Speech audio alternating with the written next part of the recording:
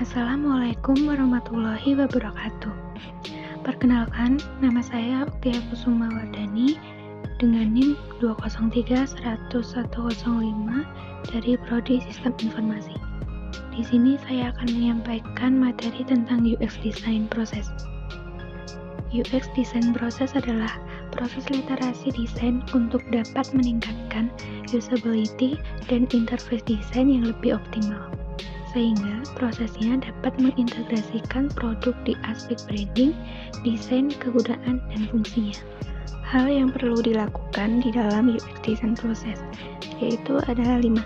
Yang pertama, mencari permasalahan dari aspek user atau bisnis. Yang kedua, mengumpulkan dan menyusun data dari user atau bisnis. Yang ketiga, brainstorming ide dari permasalahan dan data yang ada. Keempat, membuat solusi desain. Dan yang kelima, melakukan tes dari solusi desain. Adapun stakeholder yang terlibat diantaranya ada desain team, produk team, software engineer, dan juga sponsor atau klien. Dari keempat stakeholder yang terlibat, terdapat 3 elemen yaitu bisnis, IT, dan user. Untuk bisnis, yaitu terdapat stakeholder, produk tim, dan juga sponsor atau klien. Mereka hanya berfokus kepada bisnis saja. Kemudian, software engineer hanya berfokus kepada IT, dan desain team hanya berfokus pada user. Kenapa desain team hanya berfokus kepada user? Karena desainer harus memposisikan dirinya sebagai user.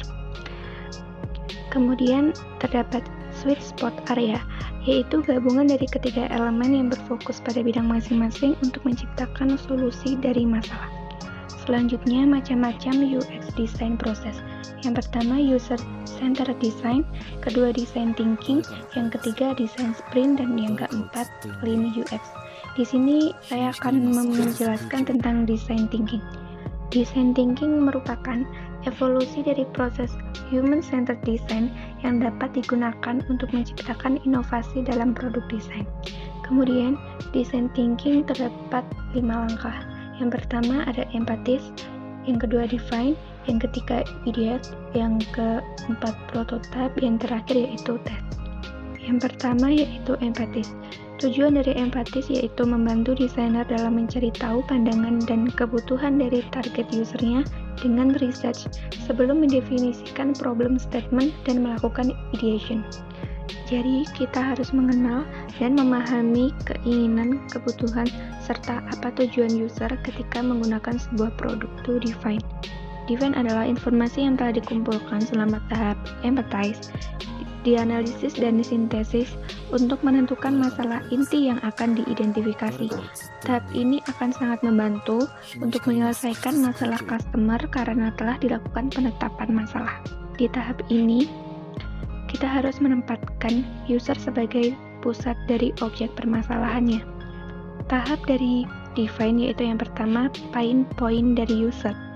Contohnya yaitu mudah terdistract ketika belajar, tidak ada waktu untuk belajar, saya tidak suka dengan UI-nya, banyak iklannya jadi susah untuk belajar, materi tidak jelas, terlalu sibuk sehingga tidak ada waktu belajar, dan kurang motivasi untuk belajar.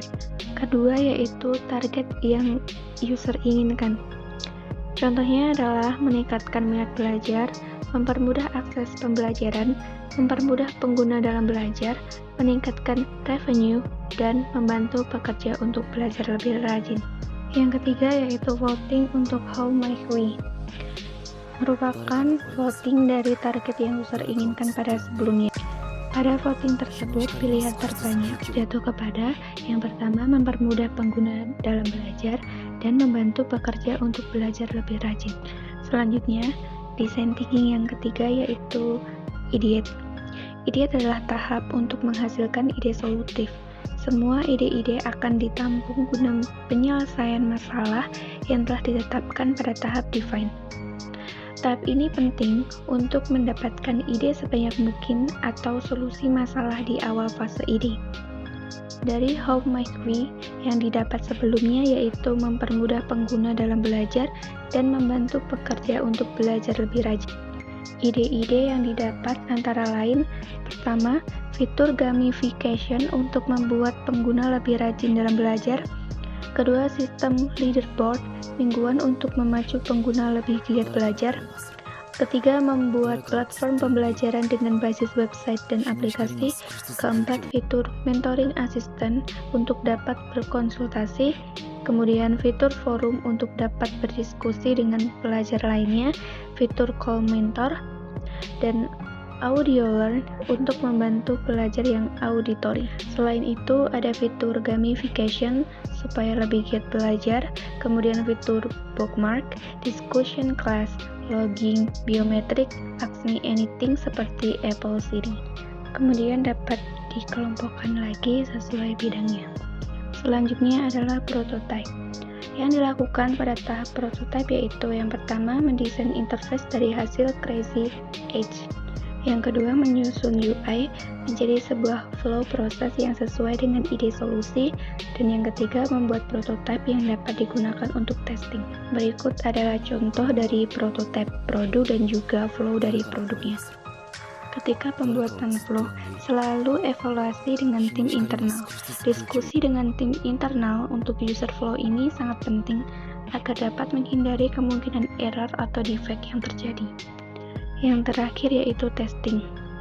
Ada hal yang dilakukan pada tahap testing ini adalah yang pertama, mengevaluasi setiap ide solusi, kemudian yang kedua melakukan interview atau online survey untuk testing dari produk yang dihasilkan. Tahap dari design thinking yang terakhir ini merupakan tahap yang paling penting, yaitu ketika mendesain solusi ide. Setiap asumsi, ide, atau perubahan tampilan perlu diklarifikasi dengan testing. Sekian materi yang dapat saya sampaikan, kurang lebihnya mohon maaf. Wassalamualaikum warahmatullahi wabarakatuh.